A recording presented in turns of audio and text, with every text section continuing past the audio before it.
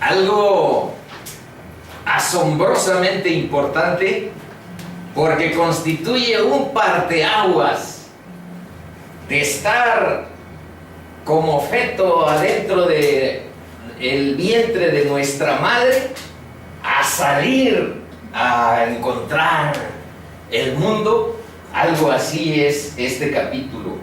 Es un parteaguas, es una cosa que cambia radical y totalmente una historia por otra.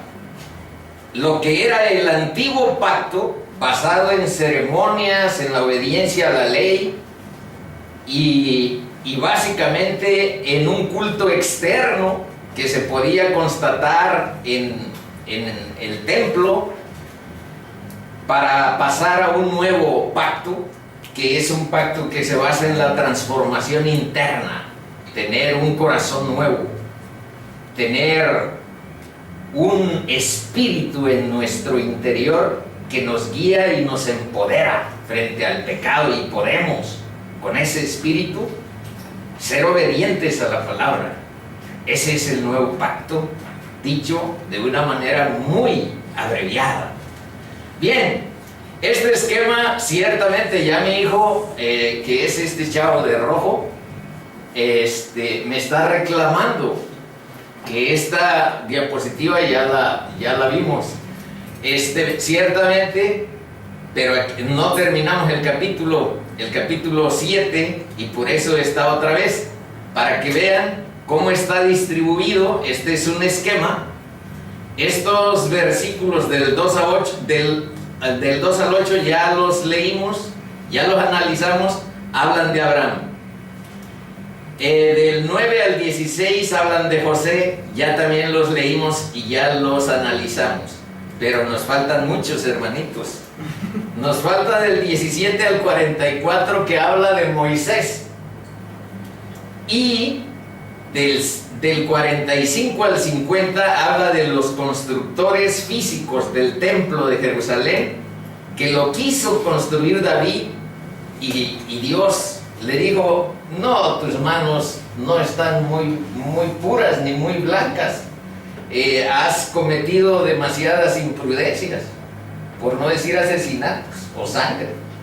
Entonces, aunque David tenía el corazón, la pretensión de ser el constructor del templo, no fue así, lo hizo su hijo Salomón.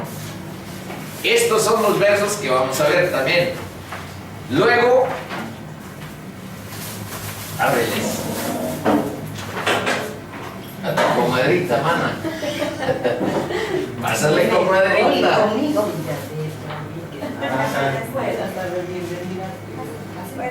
Buenas, pase. A ver, aquí hay un libera romano.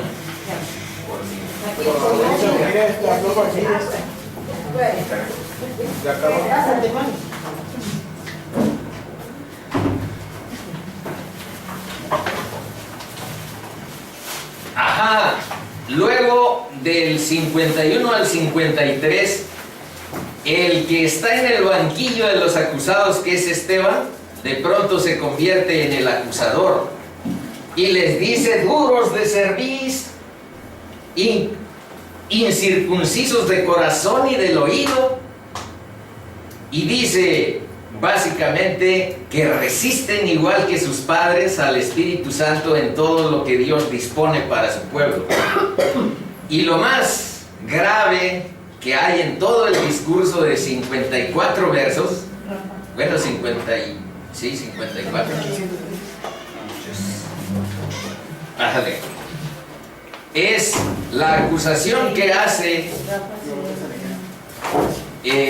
este chico, Esteban, en contra del Sanedrín, para decirle que ellos entregaron y mataron al justo.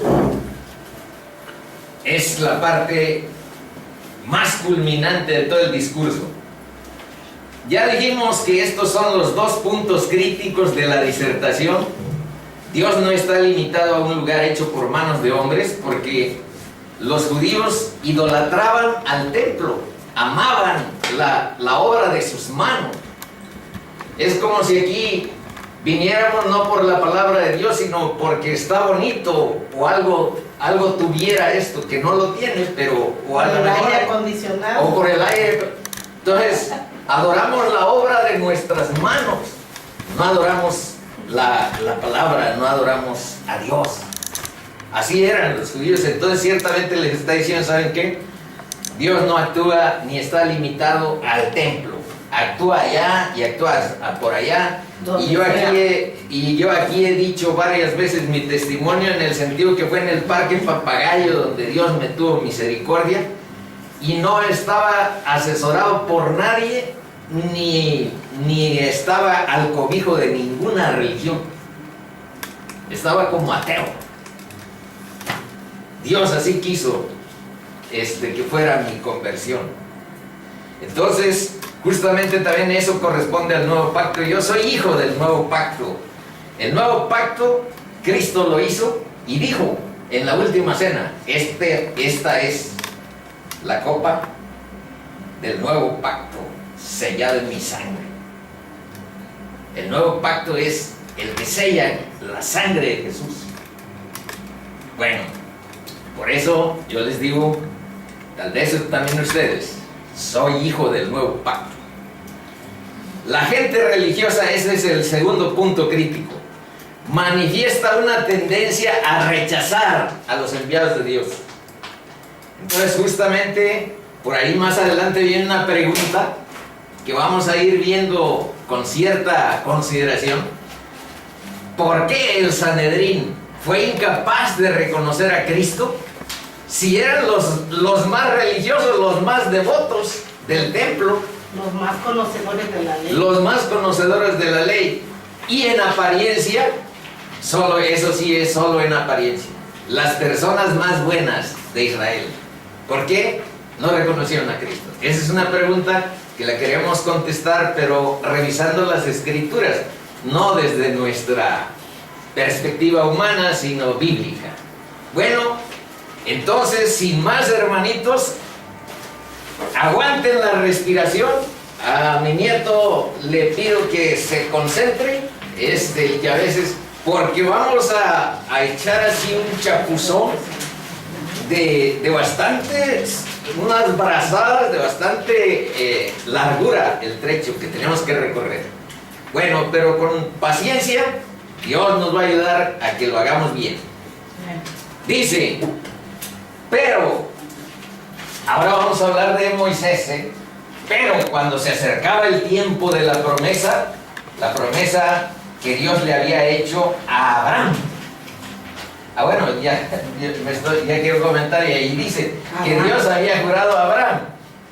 El pueblo creció y se multiplicó en Egipto. ¿Se acuerdan cuántos israelitas bajaron o vinieron de Canaán a Egipto a buscar con José comida? Eran 75. Entonces, eran poquitos y subieron 2 millones. Si por ahí el dato que tengo, o el dato, porque está en el anterior, el número exacto está en el anterior, si por ahí dije mal el dato, lo corregimos en el camino. El pueblo creció y se multiplicó en Egipto, ya dijimos, hasta llegar aproximadamente a 2 millones. Y por eso, porque habían crecido mucho, es que el faraón mandó que se deshicieran de los niños chiquitos, que los fueran matando, porque veía ya como una amenaza demográfica la población de tantísimos israelitas que vivían en Egipto. Y por eso es que ya con esa orden, más adelante dice que ese faraón no conocía a José. José era el segundo del faraón, pero pues hay sucesiones en el poder en todos los países, y cuando hubo un cambio, bueno, José ya no tenía autoridad y empezaron a presionar a los israelitas con esas medidas de contención de la natalidad, le diríamos ahora en un mundo moderno. No querían que tuvieran muchos hijos porque ya habían crecido demasiado. Y ahí en esa disposición de ley que el faraón tuvo, es donde, para que no mataran a Moisés, lo lanzaron en una canasta al Nilo. Y ya lo recoge la hija del faraón y lo adopta como hijo. Y era un chavito que estaba hermoso, estaba guapetón, pues, algo tenía, de tal manera que Dios lo salvó por esa vía. Y ahí la hija del faraón le enseñó muchas cosas. Bueno, pero mejor vamos a ver la palabra. 19. Primero 18. Hasta que se levantó en Egipto otro rey que no conocía a José. 19. Este rey, usando de astucia con nuestro pueblo, maltrató a nuestros padres a fin de que expusiesen a la muerte a sus niños, para que no se propagasen, para que no hubiera tanto crecimiento de la población. 20. En aquel mismo tiempo nació Moisés y fue agradable a Dios, y fue criado 3 meses en casa de su padre. 3 meses, era un bebecito de 3 meses. Pero siendo expuesto a la muerte, la hija de Faraón le recogió y le crió como a hijo suyo. Y fue enseñado Moisés a toda la sabiduría de los egipcios, y era poderoso en sus palabras y obras. Fíjense bien en ese 22. El hecho de haber sido educado, pues estaba como hijo adoptivo de la hija del faraón, pues tuvo acceso, digamos, que a la sabiduría más excelsa que había en el mundo en ese tiempo, porque resulta que Egipto era una potencia cultural. Ahora pues ya nadie se acuerda. Nos acordamos que era una potencia cultural porque quedan las pirámides, porque quedan las momias embalsamadas. Para embalsamar a alguien así y conservarlo miles de años, se necesita saber de química. Y para construir pirámides con las características que todavía están, las pirámides de Giza, ahí en el desierto, bueno, haber llevado unas rocas del tamaño de lo que están, pues es algo asombroso todavía. Y en ese tiempo, Egipto era una potencia cultural, científica. Entonces Moisés, digamos que abrevó de la ciencia, de la cultura de los egipcios en su más excelsa expresión. Pero más abajo vamos a ver que todo eso lo rechazó. Todo eso, que estoy aquí en pañales de seda porque estoy con la hija del faraón adoptado. Bueno, eso no me importa mucho, me importa el destino de mi pueblo. Este es un libertador clásico. Bueno, vamos a leer. Y fue en 23. Cuando hubo cumplido la edad de 40 años, ahí se van fijando en los tiempos, hermanitos. Aquí vamos con Moisés de 40 años. Ahí le vino al corazón el visitar a sus hermanos, los hijos de Israel. Y al ver a uno que era maltratado, lo defendió, e hiriendo al egipcio, vengó al oprimido. Pero él pensaba, fíjense la ingenuidad de un líder, pero él pensaba que sus hermanos comprendían que Dios les daría libertad por mano suya, mas ellos no lo habían entendido así. Moisés ingenuamente dice, bueno, yo pienso que ellos sí entienden que yo voy a ser su libertador, pero ellos lo rechazaron como tal. Así como rechazaron a Cristo, rechazaron a José, rechazaron a Moisés. Ese es el argumento que está diciendo aquí Esteban. 26. Y al día siguiente se presentó a uno de ellos que reñían y los ponía en paz diciendo, varones, hermanos sois, ¿por qué os maltratáis el uno al otro? 27. Entonces el que maltrataba a su prójimo le rechazó diciendo, ¿quién te ha puesto por gobernante y juez sobre nosotros? 28. ¿Quieres tú matarme como mataste ayer al egipcio? Fíjense bien. 29. Al oír estas palabras Moisés huyó y vivió como extranjero en tierra de Madián, desierto pleno, donde engendró 2 hijos. 30. Hasta ahí, ¿cuántos años habíamos dicho que tenía Moisés? 40. Ahora vean el 30 que dice. Pasados 40 años, ¿cuándo tuvo el llamado directo de Dios Moisés entonces? ¿Cuántos años tenía? 80 años.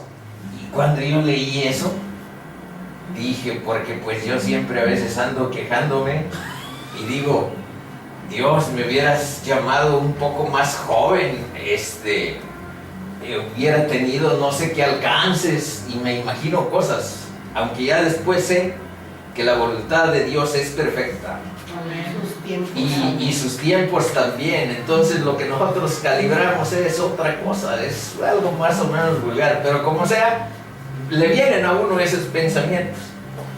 Pero ahora veo eso, y Dios me llamó cuando yo tenía 58 años, ahorita tengo 60, voy para 61.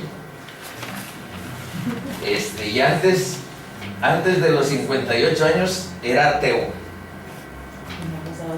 Entonces, por eso les digo.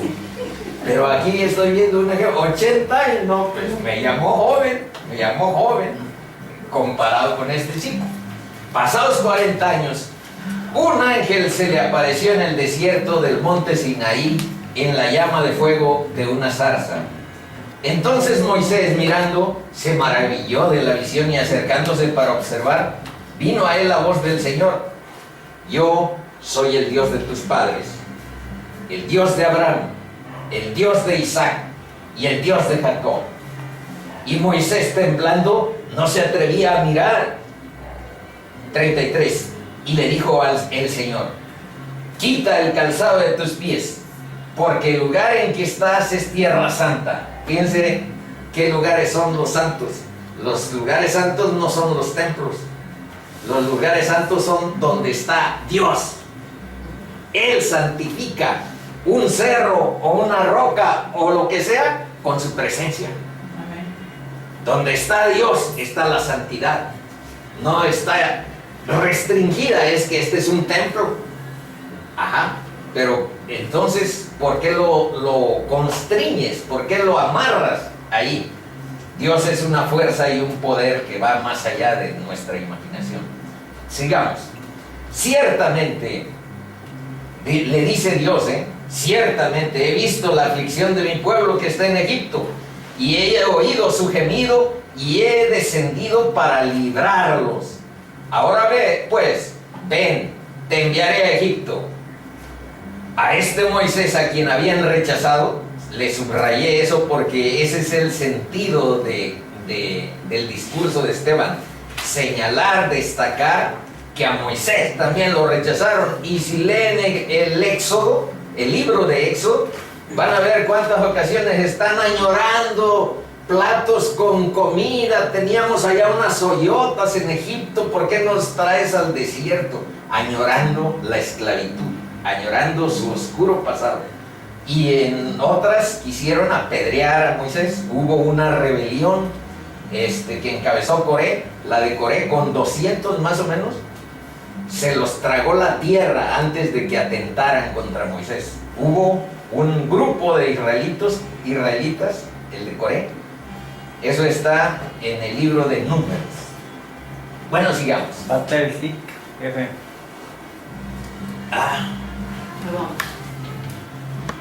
Qué bueno que me dices. Vamos en el 35, diciendo: quien te ha puesto por gobernante y juez, a este lo envió Dios como gobernante y libertador por mano del ángel que se les apareció en la zarza. Este lo sacó habiendo hecho prodigios y señales en tierra de Egipto y en el Mar Rojo y en el desierto por 40 años. Este versículo 36, quién sabe si hayan visto la película de los 10 mandamientos. Ahí en la película de los 10 mandamientos están todas las señales y prodigios de los que aquí se hace mención. Habiendo hecho prodigios, las plagas, la conversión de un bastón en serpiente, pero que también había magos allí en Egipto que hicieron algo parecido, nada más que la serpiente que del que se convirtió el bastón de Moisés se tragó a las otras. El mar Bueno. que se convirtió en rojo. Aunque esa película no es bíblica exactamente, la de los 10 mandamientos nos da una idea. Está más pensada en Hollywood, en asombrarnos, en maravillarnos con algunas cosas, que en ser fiel al mensaje bíblico. Sin embargo, pues es una película que sí señala los prodigios y señales que hizo este personaje, Moisés, en Egipto. 37. Este Moisés es el que dijo a los hijos de Israel. ¿Y eso por qué creen que está subrayado? Profeta os levantará el Señor vuestro Dios de entre vuestros hermanos como a mí. A él oiréis. Y antes hemos leído unos versos que dicen, y al que no lo oyere, a este profeta como a mí, al que no lo oyere, será desarraigado. Eso leímos antes en un verso. Ahora la pregunta es, ¿a qué profeta creen que se refiere? Profeta os levantará el Señor vuestro Dios de entre vuestros hermanos como a mí. Se refiere a Cristo Jesús. A ese profeta está anunciado ahí. Bueno, 38. Este es aquel Moisés que estuvo en la congregación en el desierto con el ángel que le hablaba en el monte Sinaí y con nuestros padres, y que recibió palabras de vida para darnos. 39. Al cual nuestros padres no quisieron obedecer. Ahí les está diciendo, porque les va a decir, ustedes son igualitos que sus padres, Esteban. Entonces por eso está subrayado, porque los antiguos, gente ligada a ese éxodo que encabezó Moisés, ciertamente se rebelaron y se quejaban a cada paso, sino que le desecharon y en sus corazones se volvieron a Egipto. Y ahorita vamos a ver un ejemplo, que aquí está. Cuando dijeron a Aarón, haznos dioses que vayan delante de nosotros, porque a este Moisés que nos sacó de la tierra de Egipto, no sabemos qué le haya acontecido. Entonces hicieron un becerro, el becerro de oro, y dijeron, este es el Dios que nos sacó de la tierra de Egipto. Bueno, pero mejor leo. Entonces hicieron un becerro y ofrecieron sacrificio al ídolo, y en las obras de sus manos se regocijaron. 42. Y Dios se apartó y los entregó a que rindiesen culto al ejército del cielo, como está escrito en el libro de los profetas. ¿Acaso me ofrecéis víctimas y sacrificios en el desierto por 40 años, casa de Israel? Y vean que no necesariamente la respuesta es positiva, sino negativa. Abajo dice por qué. Antes bien, no me ofreciste ustedes sacrificios y víctimas a mí por 40 años, casa de Israel, les dice Dios, está hablando. Antes bien llevasteis el tabernáculo de Moloch, ese es un ídolo, y la estrella de vuestro dios Renfán, otro ídolo, figuras que os hicisteis para adorarlas, os transportaré pues más allá de Babilonia. Ese fue un castigo, y ahí está anunciado, se fueron en exilio. 44. Tuvieron nuestros padres el tabernáculo del testimonio en el desierto, como había ordenado Dios, cuando dijo a Moisés que lo hicieran conforme al modelo que habían visto. Ahí acaba Moisés. 45. Ahora vamos a ver sobre Salomón y David. Pero se echó otros 40 años en el desierto. Otros 40 años en el desierto. 120. 120. Y en el último capítulo del libro de Deuteronomio, un día si quieren vemos, pero no viene preparado eso, cómo fue que murió Moisés. En el último capítulo de Deuteronomio, ahí está, se describe eso. Bueno, pero vamos aquí. 45. El cual, recibido a su vez, está hablando de un modelo de tabernáculo que Dios les entregó como está en el cielo, el trono de Dios. Esa es la idea. Entonces estamos hablando de un templo que iba a ser como una calca del trono de Dios en el cielo, aquí en la tierra. Entonces, por eso, si leemos los libros de Levítico, y hay demasiados capítulos que hablan sobre las minucias que tiene que haber para el tabernáculo, porque ahí iba a estar Dios presente. Y porque iba a ser un territorio sagrado por su presencia, justamente. Lugar santísimo, lugar santo, la parte de los atrios y el lugar ese del propiciatorio, que es muy importante. Bueno, 45. ¿Tabernáculo es como templo? Es el templo. No más que andaban en el desierto con unas lonas, pero bien diseñado. Como un circo, así como una casa de circo. Ándale. Pero ya aquí en el 45 vamos a ir viendo ya la construcción del gran templo de Jerusalén de piedras no pulidas. Les dijo Dios que lo hicieran con piedras no pulidas, un estilo rústico pero hermoso, por lo que se dice en la palabra. 45. El cual, recibido a su vez por nuestros padres, lo introdujeron con Josué al tomar posesión de la tierra de los gentiles, a los cuales Dios arrojó de la presencia de nuestros padres hasta los días de David. Aquí aparece por primera vez David. Este halló gracia delante de Dios y pidió proveer tabernáculo para el Dios de Jacob, mas Salomón le edificó casa. Si bien el Altísimo no habita en templos hechos de manos, como dice el profeta, el cielo es mi trono y la tierra el estrado de mis pies. ¿Qué casa me edificaréis? Dice el Señor. ¿O cuál es el lugar de mi reposo? ¿No hizo mi mano todas estas cosas? Vean, el cielo es mi trono y la tierra es el estrado de mis pies. ¿Cómo me van a encerrar en un cuartito como este? Así pensando, pero sí puede estar hasta en nuestro corazón. Dios tiene esa ubicuidad. Es una palabra que quiere decir que puede uno estar en todos los lugares, pero eso solamente Dios la tiene. ¿No hizo mi mano todas estas cosas? 51. Aquí está el cambio, hermanos. Primero les cuenta toda la historia del pueblo de Israel. Sintéticamente está el Viejo Testamento ahí contenido hasta ese versículo 50. Pero ahora vean cómo cambia el escenario. El acusado se convierte en acusador y les dice al Sanedrín, a los que los están cuestionando, a los que le están juzgando, les dice: duros de cerviz, incircuncisos de corazón y de oídos, vosotros resistid siempre al Espíritu Santo, como vuestros padres, así también vosotros. ¿A cuál de los profetas no persiguieron vuestros padres y mataron a los que anunciaron de antemano la venida del justo, de quien vosotros, el justo es Cristo? Y mataron a los que anunciaron de antemano la venida del justo.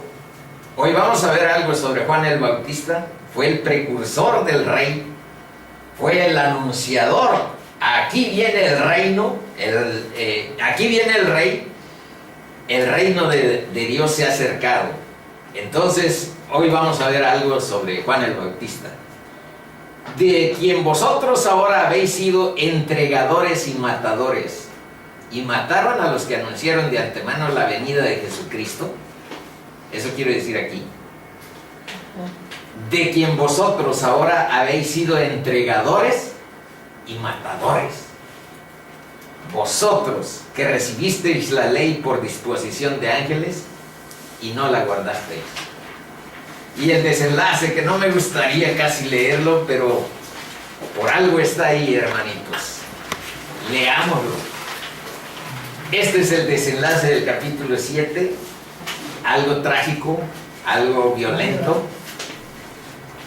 pero es tal y como Dios, como Cristo nos enseñó. Ahí abajo también está algo para recordarnos. 54. 54. Oyendo estas cosas, se enfurecían en sus corazones y crujían los dientes contra él. Pero Esteban, lleno del Espíritu Santo, puestos los ojos en el cielo, vio la gloria de Dios y a Jesús, que estaba a la diestra de Dios. No todos tienen ese privilegio, hermanitos, de tener una visión divina de cómo está el cielo abierto a sus ojos. Eso no es imaginación. Ese es un privilegio de un siervo que aquí está arriesgando su vida por el nombre de Jesús, por mantener en alto el emblema de su fe. 56.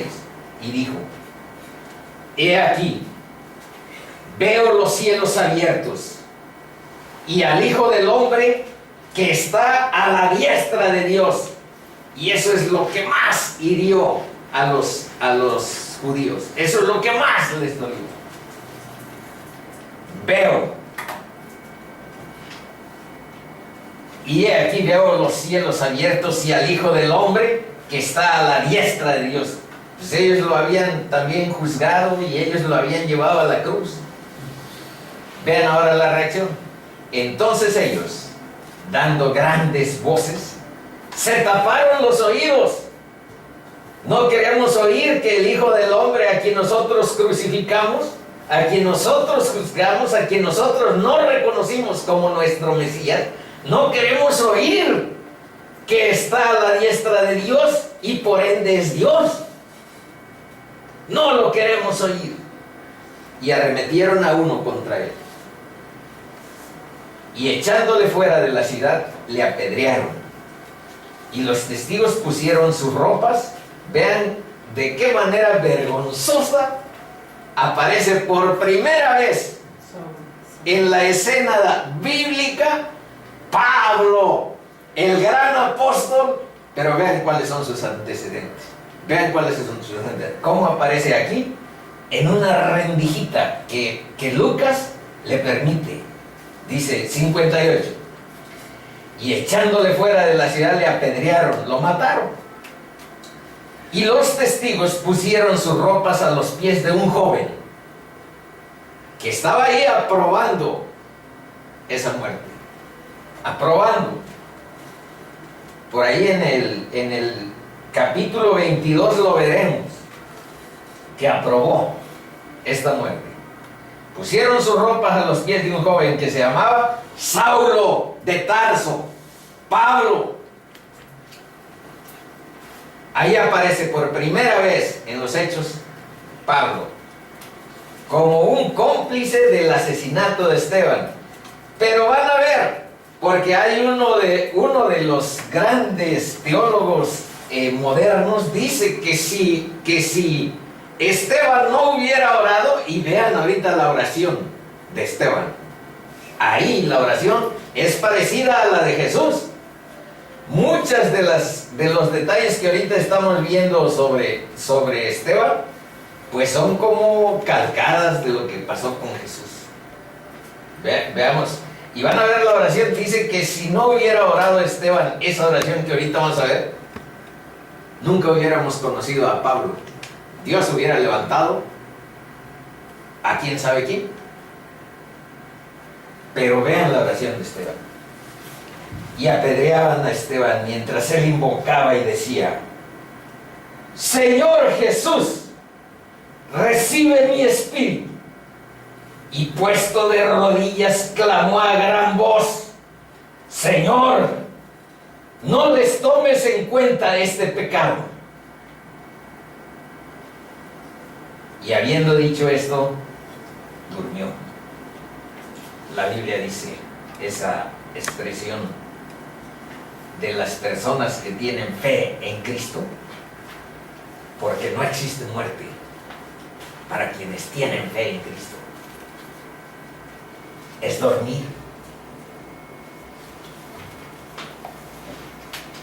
Esa oración: Señor, no les tomes en cuenta este pecado. Ahí yo me imagino que hizo estremecer a Pablo, pero también estremeció el corazón de nuestro Dios para que pudiéramos rescatar a un sujeto con las características que después mostró este Saulo de Tarso. Bueno, algo impactante, me impacta emocionalmente, pero vamos adelante.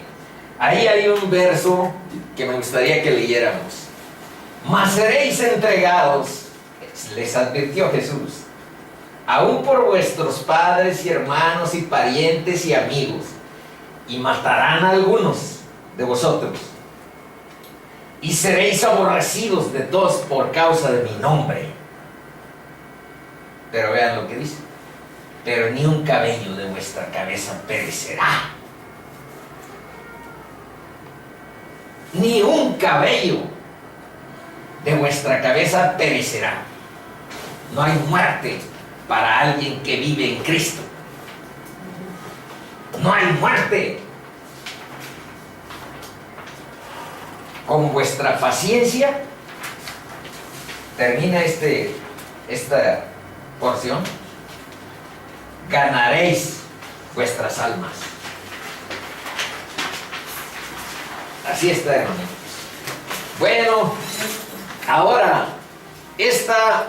aquí empieza el análisis, porque, bueno, de leer, con mi esposa leímos el Nuevo Testamento completo en poco tiempo, y hasta la Apocalipsis leímos, pero no entendimos gran cosa, ni estudiamos gran cosa, simplemente fue más o menos como ahorita, de corrido y a ver qué tal.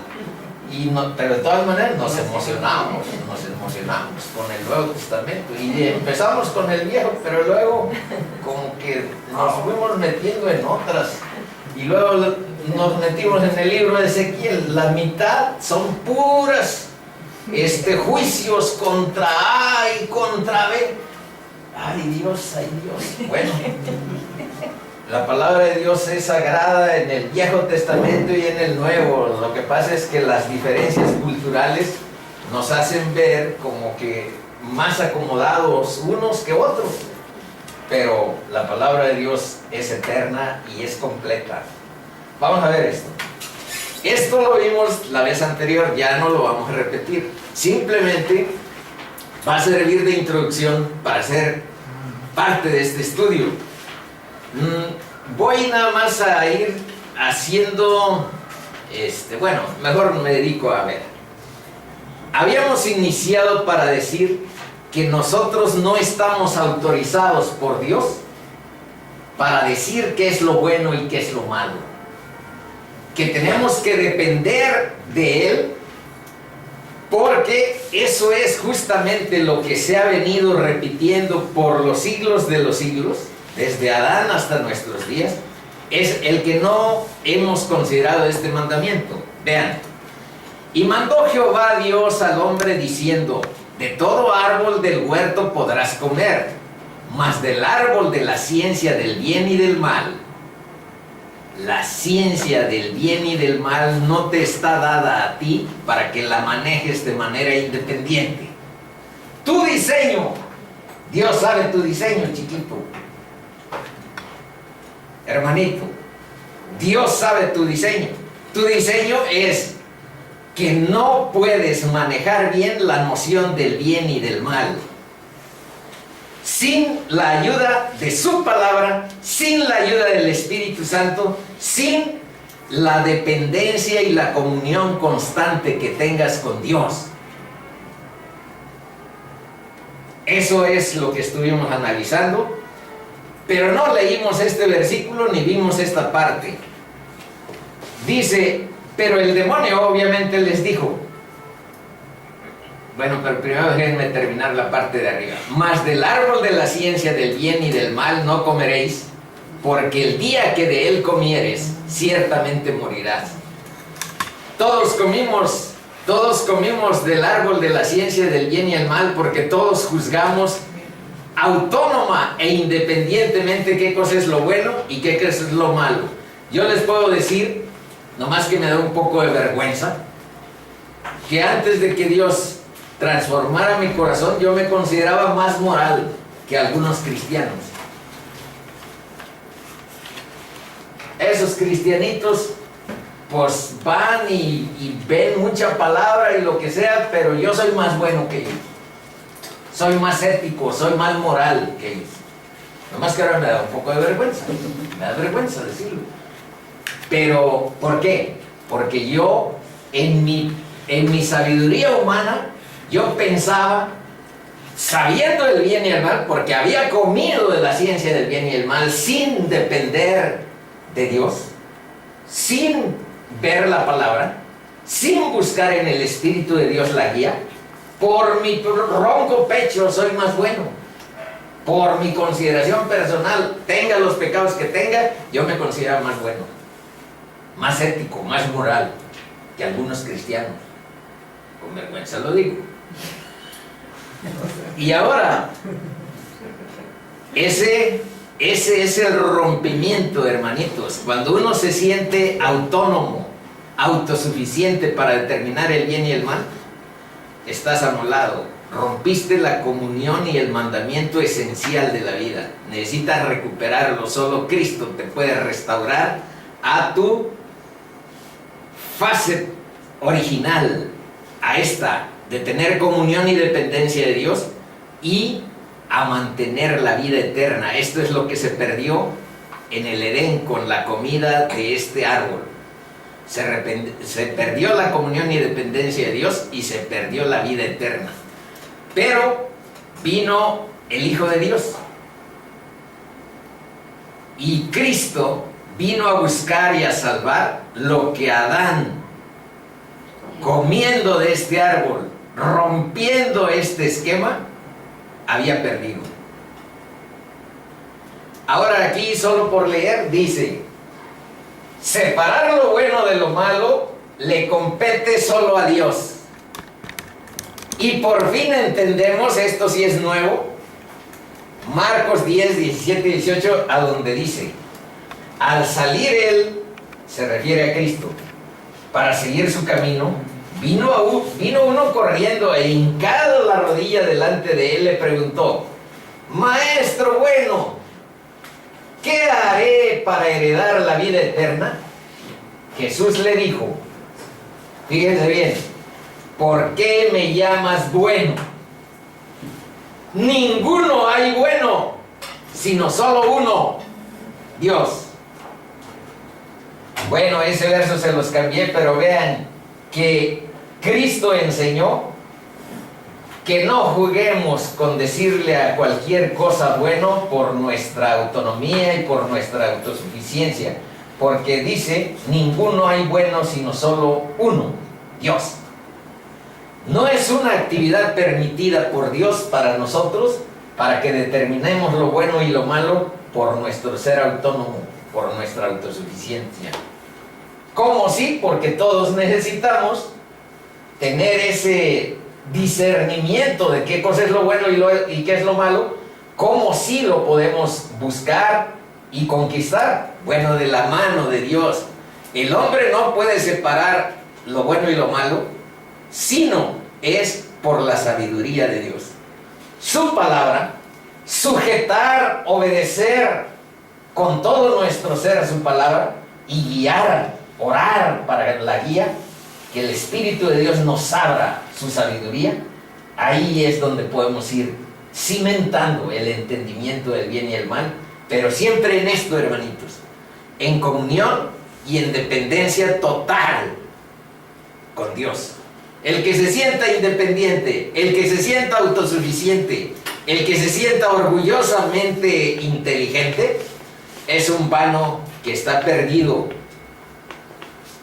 Y también, restaurado con Cristo, tenemos la esperanza en la vida eterna. Bueno, ahora sí es totalmente nuevo esto, aunque todos los versos que leí del capítulo 7, pues obviamente también son nuevos. ¿Por qué el Sanedrín fue incapaz de reconocer a Cristo? Esa es nuestra pregunta.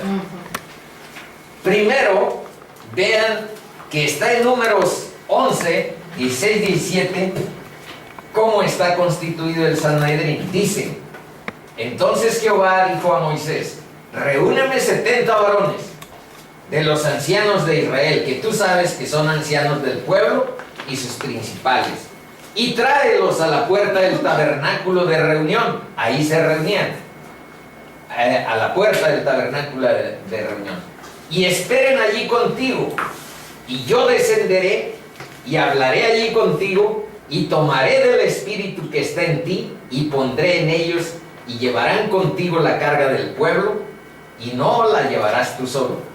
Vean que Dios le había dicho que tendrían el mismo espíritu que Moisés. Humildad, entrega a la palabra, obediencia, buena disposición. ¿Qué había pasado? Porque ahora vean cómo eran los fariseos. Ellos se veían a sí mismos como los más devotos. Se separaron, eso quiere decir fariseos como separados. Se separaron a sí mismos de los paganos. Bueno, pues eso está bien. Se separaron a sí mismos de los publicanos, los recaudadores de impuestos. Se separaron a sí mismos de los pecadores. Ellos menospreciaban a la gente dentro del judaísmo que no conocía la ley. Más abajo vamos a ver esa expresión en un verso de la Biblia. Despreciaban a la gente que no conocía la ley. Ellos lo veían con menosprecio. No había una devoción real, no había una consagración real, no había una piedad real. Todo era algo externo. Aparentar, ser un farsante, dice aquí, para presentarse por encima de todos los demás como las personas realmente super espirituales. Ellos literalmente eran los fanáticos de la justicia propia. Ahí dice que procede de John MacArthur, un comentarista especializado de donde vienen estas nociones. No está en la Biblia eso. No, Es un comentario. esto sí está en la Biblia. Los cuadros están en la Biblia y estos que están con otra letra son comentarios. Bien, ahora vean a dónde está el menosprecio. Los alguaciles vinieron a los principales sacerdotes y a los fariseos, y estos les dijeron: ¿por qué no le habéis traído? Mandaron por Cristo a los alguaciles para que lo trajeran. Ya lo andaban persiguiendo en todo momento. ¿Por qué no le habéis traído? Los alguaciles respondieron: jamás hombre alguno ha hablado como este hombre. O sea, no lo trajimos porque nos asombró su manera de predicar. Nos impactó Cristo. Por eso no lo trajimos. Pero ahora vean cómo reaccionan los fariseos. Entonces los fariseos le respondieron: ¿también vosotros habéis sido engañados? ¿Acaso ha creído en él, refiriéndose a Cristo, alguno de los gobernantes? Justamente ninguno de los ancianos ni de los gobernantes había creído en él. ¿O de los fariseos? Pero vean ahora el menosprecio por la gente. Los que sí siguen a Cristo. Mas esta gente que no sabe la ley, maldita es. Y ciertamente en el viejo pacto hay ciertas maldiciones para los que no obedecían la ley. Bueno, vamos a ir cerrando esta parte de la pregunta. Dice: saduceos, poco les importaba a ellos las costumbres griegas o romanas. Estamos examinando cómo era la composición interna del Sanedrín. Ya vimos un gran bloque que eran los mayoritarios. Los fariseos, ellos eran mayoritarios en el Sanedrín. De los 71 miembros, el Sanedrín, los saduceos digamos que serían unos 50. Yo calculo, no hay un texto que me diga exactamente el número, pero eran mayoritarios. Los saduceos eran minoritarios, pero ellos tenían al sumo sacerdote, o sea, eran más influyentes. Poco les importaba a los saduceos. A ellos las costumbres griegas o romanas. Buscaban trabajar en armonía con Grecia o con Roma. Están los dos porque acuérdense que más o menos antes de que Cristo viniera, quienes dominaban el mundo del Mediterráneo era Grecia, no Roma. Alejandro Magno fue un gran conquistador griego, que también hay muchas películas por ahí que hablan sobre esas conquistas de los griegos al mundo bárbaro, que le llamaban ellos, y le llamaban bárbaro porque decían que quien no hablaba griego era un bárbaro, porque nada más decía para. Estos son bárbaros, para. Y Alejandro Magno conquistó toda la parte de donde está Palestina, Siria, Turquía, lo que es el norte de África, lo que es parte de Egipto. Todo eso son territorios conquistados, que después conquistó Roma. El imperio romano duró muchísimo tiempo más, porque el griego no, porque murió rápido Alejandro el Magno. Se murió como de 30 años, 31, muy joven. Entonces quiere decir que todas sus conquistas fueron como de 20 a 30 años. Y se repartieron el reino que había conquistado Grecia, 4 generales, y entre ellos hubo pugnas y se desbarató todo el poder de Grecia. Pero entonces llegaron allí, influyeron en Israel, porque los saduceos decían, bienvenidas las costumbres de los griegos. Y